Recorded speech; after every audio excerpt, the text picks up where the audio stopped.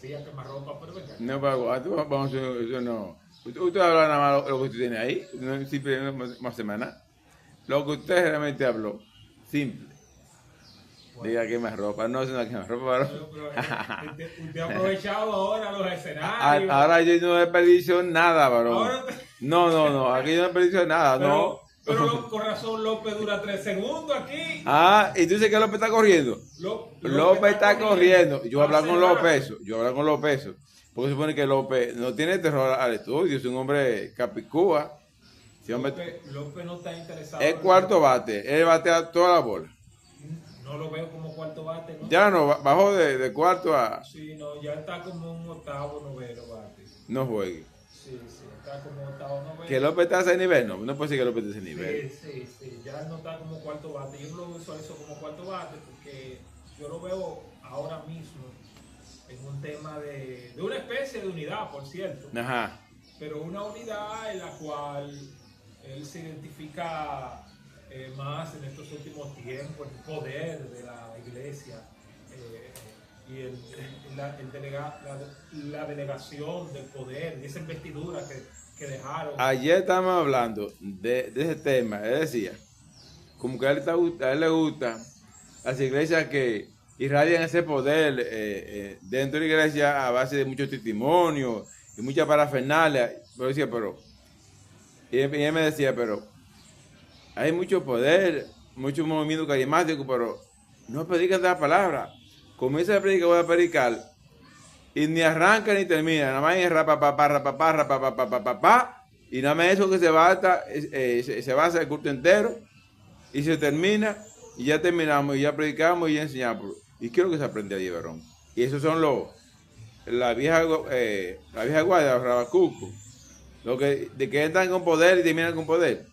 Yo no lo identifico a ellos como la vieja guardia, porque la vieja guardia para mí eran aquellos hombres y mujeres que tenían fundamento bíblico y sobre el fundamento bíblico venía el respaldo de la palabra de Dios por el testimonio de las personas, por la integridad de las personas y la manifestación del verdadero poder, que es el poder de Dios delegado a la iglesia, pero que siempre ha sido el poder de Dios. Lo que pasa es que ellos interpretan el versículo bíblico que dice, y este evangelio se predica por testimonio, no para testimonio. Ellos invierten el asunto, en vez de por testimonio, en vez de para testimonio, ellos lo interpretan por testimonio.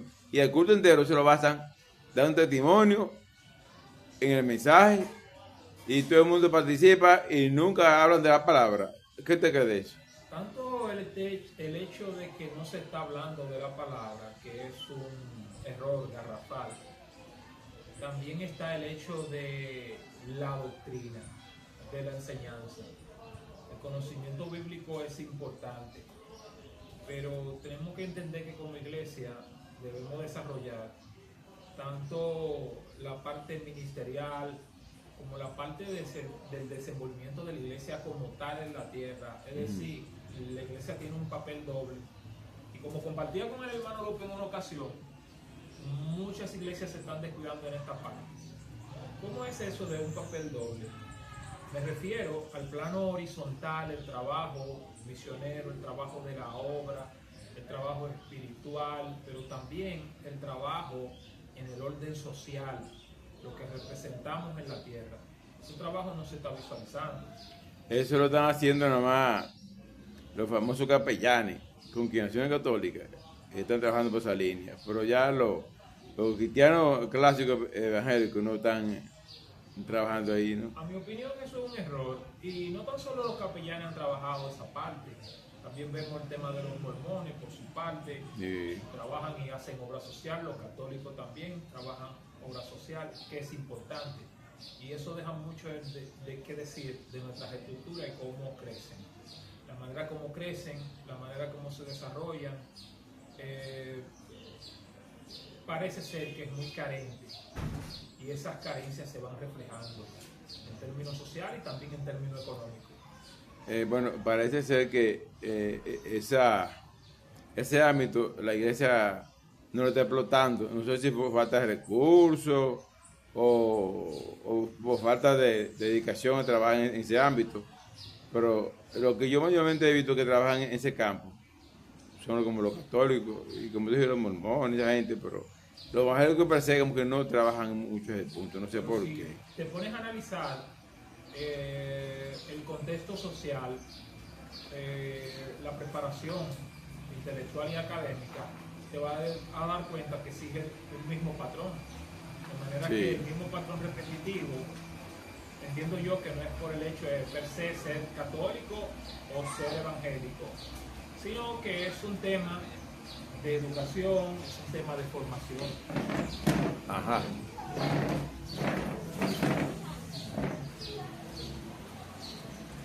Vamos a ver qué trae aquí el barco.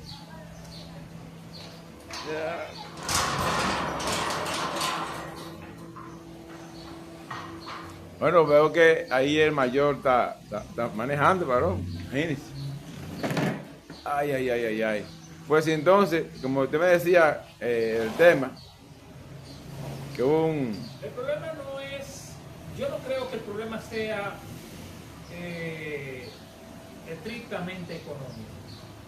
No. No, porque aún con las carencias que ha tenido la comunidad cristiana evangélica, ha logrado muchas metas, ha conseguido la formación de muchas estructuras o iglesias, de manera que la parte económica, que siempre hace falta, como en todo proyecto, la parte económica, pues siempre hay necesidad, pero no ha sido el elemento determinante, increíblemente, porque aún en medio de su carencia se ve la proliferación de iglesias. Ah, eso sí, eso sí. Entonces, Ha crecido mucho, es una realidad. Entonces, si la iglesia como tal ha crecido, entonces el hecho de que siempre haya necesidad y carencias económicas no ha sido el factor determinante.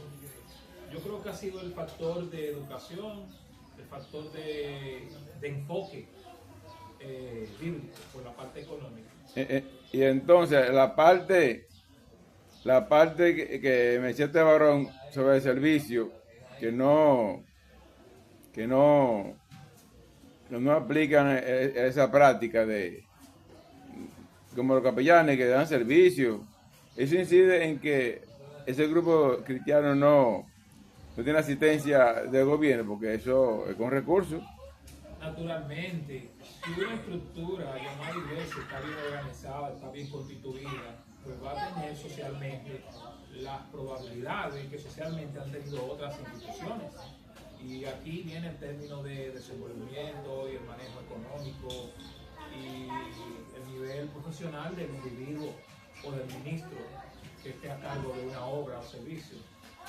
Pero a mi juicio lo más lamentable de todo esto no es ni siquiera esa parte, es la manera como debimos habernos puesto de acuerdo en cuanto a la obra, el servicio, la estructuración de la iglesia, que está muy claramente definida en las escrituras y que por la misma es una forma de gobierno por el cual todos debemos regirnos, y que cada quien ha formado un partidarismo, algo que yo entiendo que está haciendo mucho daño a la comunidad cristiana.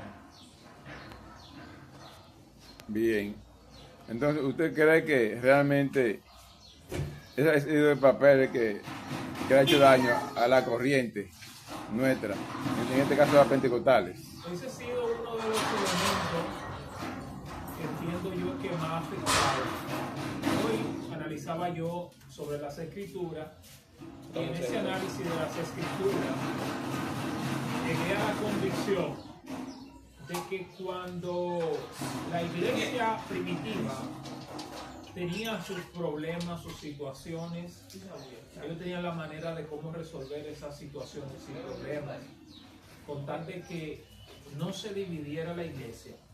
Hoy vemos mucha fragmentación por cosas que están muy claramente establecidas y parece no haber un foro colectivo, por lo cual tuve múltiples ramificaciones de la corriente pentecostal. Dentro de las tres corrientes que hay de los pentecostales, eso lleva a la desunión, porque hay tres corrientes que son pentecostales, pero que en el fondo tienen divergencia en el caso Tenemos los trinitarios, ¿verdad? Que creen en el Padre y el Espíritu Santo. Es un grupo. Están los unitarios, son los Jesús solos. Y los clásicos, los moderados. Pero la última versión, que son los terceros, esa versión es un poquito delicada. El Evangelio de la Prosperidad. Aunque ellos son trinitarios, pero se inclinaron por un elemento muy diferente al evangélico clásico. Porque el evangélico clásico mantenía en su liturgia de culto un devocional, un cultural y un mensaje. En la corriente última de los pentecostales se ha desviado en el punto de que sacó de su liturgia el devocional y solamente dejó la parte cultural o lírica de canciones y el mensaje. Cuando usted va a la iglesia y usted observa que son pocas iglesias hoy en día que mantienen en su liturgia los devocionales. Cuando usted ve que una iglesia nada más tiene cultural y mensaje, diga que es una iglesia próspera. También el altar le dio un cambio brutal. Ya el altar humilde, sencillo de antes, hoy en día es un escenario. Y donde antes la gente iba a orar antes de comenzar el culto, ya la gente no va al altar. Usted va a esa iglesia y nadie va al altar a ti que orar. No, eso no se usa. Bueno, yo en mi opinión no quiero referirme ni a los trinitarios ni a cualquier otra corriente o denominaciones, sino a la iglesia el cual me identifico, con la iglesia tradicional, con la iglesia que se basaba en esos principios y fundamentos y que profesaba valores que hoy por hoy se están viendo y parece ser que se ven en carencias. Prefiero hablar sobre los puntos que profesa y establece la Biblia. Prefiero hablar de los roles que a cada quien le corresponde en el orden ministerial. Es decir, si hablamos, por ejemplo, el fundamento apostólico, que entiendo que no hay mayor que el que está expreso en la Biblia, que de conformidad a la forma que nuestro Señor Jesucristo estructuró la iglesia, logran en este tiempo un buen desempeño o tienen una gran responsabilidad y un desempeño lo que son los maestros y los pastores. Una pregunta curiosa que yo tengo. La unidad tiene que ver con la profecía de los últimos días. La unidad tiene que ver estrictamente con lo que el Señor Jesucristo dijo y cómo lo dijo. Él oró en presencia de todos y habló del Padre, que fueran uno como Él y el Padre eran uno. Y ahí empieza su discurso. Y si nos vemos en las líneas de lo que describe... ¿Pero uno en qué sentido? El tema de la unidad es un tema que amerita un estudio. No me gustaría mutilarlo en este caso, en esta intervención, pero las pautas son las que ya he dicho, he mencionado, en torno al discurso de nuestro Señor Jesucristo, donde Él establece que el propósito de la iglesia, lo dice de una manera sutil, cualquiera puede interpretarlo de otra manera, pero en el fondo ese es el mensaje y forma parte de la estructura de la iglesia. Que seamos uno, así como nosotros. El Padre y yo somos uno. Somos uno. Pero ¿cómo tú aplicas eso en la iglesia hoy en día? ¿Cómo tú aplicas eso? Acabo de decir que para la aplicación es un objeto de un estudio, porque tiene todo un engranaje que va desde el hecho de ser llamado. Hay una parte que toca al servidor, hay una parte que toca al nuevo creyente, como nuevo creyente, saber su posición, y hay una parte que corresponde de conformidad a lo que profesa la Biblia, a los pastores o ministros ordenados, a ese cuerpo oficial o diácono que realizan una labor. Entonces, a partir de la labor, tal cual lo especifica y lo profesa la Biblia, cada elemento de la iglesia va a tomar su rol, su desempeño. Entonces, no podemos hablar de unidad donde no hay un cuerpo, no podemos hablar de unidad donde no hay una organización estructurada, no podemos hablar de unidad donde no se tiene un conocimiento de un mensaje claro, no se puede hablar de unidad donde no se conoce a cabalidad una doctrina. O sea que decirlo como un mandato, que ha sido el gran error que han cometido, a mi juicio, muchas congregaciones, sería un desafortuno de mi parte mutilarlo, como dije al principio, en una intervención como esta. Yo creo que amerita un estudio para denotar esas partes, y sobre todo la parte doctrinaria.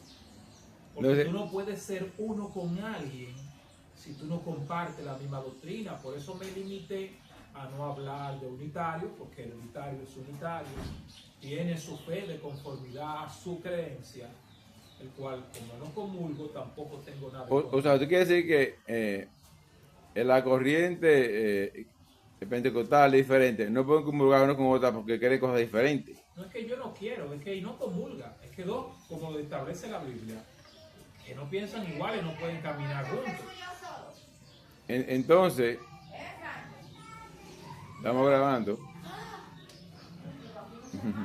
Entonces, ¿cómo usted analiza la corriente carismática que quiere mezclar toda la corriente? Porque yo me he enterado que hay 3 grupos cristianos global que se han unido en la casa abrámica. Esa casa que hay 3 iglesias fundamentales globales, como el judaísmo, el cristianismo y el islam. Ellos, los 3 comulgan en un centro. Sería interesante, a partir de dicho estudio, como dije anteriormente, sería la base o principio o punto de partida por el cual uno analizar las diferentes corrientes y cómo ese conglomerado llegaron a ese consenso. ¿Por qué? Porque si no se tiene una base doctrinal clara, como he dicho al principio, si no se tiene una estructura clara, como he dicho al principio, pues si no se tiene nada de eso, donde quiera que a ti te lleven está bien, porque tú no tienes nada. Pero partiendo de una base, como he dicho al principio, de cara a lo que establece las escrituras, entonces siendo ese punto de partida, tú puedes direccionarte en una dirección, en otra, y puedes hacer cualquier argumento o crítica a favor o en contra de tal o cuales grupos. Yo desconozco ese tipo de alianza o unión, donde se ejecutó, donde se está llevando a cabo y bajo qué principios o lineamientos, no sé lo que ellos comulgan. Le voy a explicar ahora. Mire, ellos están unidos. En primer lugar, ellos se pusieron de acuerdo, las 3 corrientes, de no imponer ninguno su corriente teológica, y sacaron del centro de esta religión, de la religión abrámica, a Jesucristo, y pusieron como el centro de la cultura de cada pueblo. O sea, cada país, cada religión pone como énfasis la cultura de su religión y sacan los 3 a Jesucristo como centro. Por eso ellos están hoy en día unidos. Y esa religión que viene a abarcar pronto el mundo entero. La gente no se imagina que la religión que va a dominar el mundo al final de los días es esa religión donde saca a Jesucristo como centro y pone las tradiciones como centro de esas religiones, donde Jesucristo no es el centro, no es el piedra angular. Por eso hoy en día están unidas, trabajando para imponer una religión global. ¿Y por qué religión si el factor común es cultural? Porque cultural, pues tenemos clubes, tenemos otro tipo de institución. ¿Por qué le llaman religión? Porque ¿a quién religan? Si sacan a Cristo del escenario, esas llamadas religiones que usted ha mencionado, viéndolo desde el punto de vista doctrinal, pues obviamente si Cristo es emplazado, debe ser el lugar de. Si me si me emplazas a Cristo o me emplazas a la figura de Cristo en torno a la cultura, pues para mí ya no es religión. Bueno, esa religión que va a imperar en el mundo, porque es que si tomas a Jesús como centro, van a chocar, porque hay uno que cree que Cristo es su profeta y hay otro que cree que Cristo es el Salvador. Entonces, tiene que sacar a Cristo como centro para poder tener la unidad en esa religión. Pero no entiendo cómo establecen una unidad si Cristo es el Salvador y de repente sacan a Cristo. Por eso las tres religiones lo sacaron como centro de su religión. Y Para poder sí, a Cristo como centro. Y sacando a Cristo como centro. Así ellos comulgan y se unifican y ponen la cultura de cada pueblo como el centro de su religión. En mi humilde opinión, para mí eso no es una religión. Es una religión porque si está en la casa abrámica, la casa que va a dirigir el mundo entero. A ver, si nosotros consideramos la nación de Israel, tenemos un Israel que es suelo. Por el hecho de que... Escúcheme que interrumpa. ¿Usted escuchó hablar sobre el pacto abrámico? No es... El pacto que en una ocasión Trump estaba ejecutando con los musulmanes y los judíos. Y se cayó ese pacto abrámico, se paró por el ataque de Hamas allá en Israel. Por eso fue que se paró. Estaba en acción el pacto abrámico de unificar todo. Entonces, ese proyecto se paralizó por el ataque de Hamas a Israel el día 7 de octubre. Entonces, hoy en la actualidad, está por retomarse nuevamente ese pacto abrámico. Usted puede notar que Donald Trump fue a Arabia Saudita, hizo negocio, se está acercando a ellos, porque ellos iban a firmar el pacto abrámico y Arabia Saudita, pero se paró de cuajo por el ataque ese. Bueno, desconozco de esa información, pero vuelvo y enfatizo desde la óptica de lo que me compete, porque una opinión a una corriente que se denomine cristiana, basado en la carencia que vemos hoy en día, debe ser enfocado primero sobre la base de lo que es el cristianismo, debe ser enfocado primero desde la base de lo que profesa una determinada doctrina como un punto de referencia, y ha sido la razón de tantas confusiones que se tienen en este tiempo. Por eso, de alguna manera, me he limitado a hablar de algunas corrientes y centrarme obviamente en el centro. Entiendo yo que es mucho más objetivo, entiendo yo que es mucho más beneficioso tomar lo que la Biblia dice y Jesucristo como centro. Cualquier cosa pues que saque a Jesús desde la concepción cristiana según lo que profesa la Biblia y en torno a cualquier persona que nos toque el tema según establece la Biblia, en palabra de los apóstoles, pues ellos sugieren que sea llamado anatema. Y yo entiendo que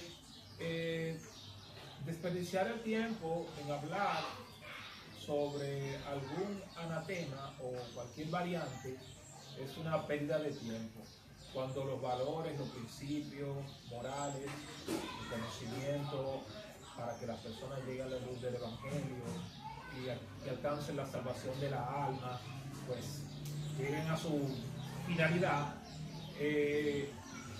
cobra mayor sentido si nos enfocamos en el mensaje cristocéntrico.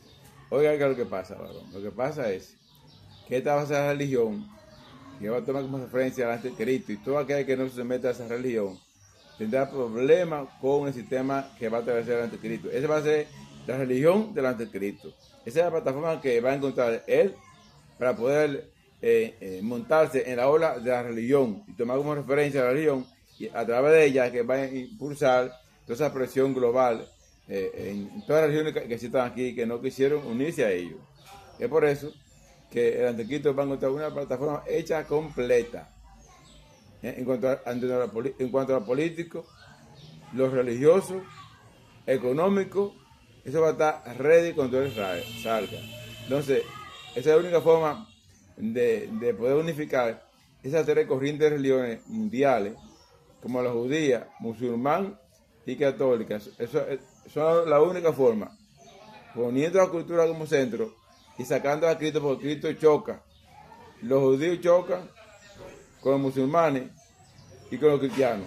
Pero si lo sacan de circulación, ahí todos se ponen de acuerdo, porque ya no, el musulmán no va a atacar a cristianos, porque yo no creo en Jesús como Salvador, sino como un profeta. Si lo sacan, ya no chocan. Es por eso que ellos sacaron a Cristo como centro, unificaron su criterio y pusieron a la cultura como centro, y así pueden caminar en unidad hasta que el anticristo venga. Pero denle un consejo final ya para terminar sobre la unidad de la iglesia. Un minuto. Más que la unidad, quisiera, porque ya lo fundamentado de la unidad sería compromiso para otra intervención y otro espacio, otro momento. Sí, en el enfoque, una exhortación en el enfoque escatológico, que muchas veces es bombardeado por diferentes doctrinas, por diferentes religiones, obviamente diferentes creencias, que es importante el estudio escatológico según los eventos que según la Biblia, según la interpretación doctrinal de nuestra cosmovisión, ¿verdad? Se tiene, pues, un mayor estudio, el enfoque escatológico da mayor luz de esos acontecimientos cuales usted ha hecho mención, pero también los acontecimientos positivos y plausibles y razonables, como es el caso del levantamiento de la iglesia. Verdad o mentira, el levantamiento de la iglesia para algunos y para otros no. Es un tema interesante, que es un tema anterior al primero.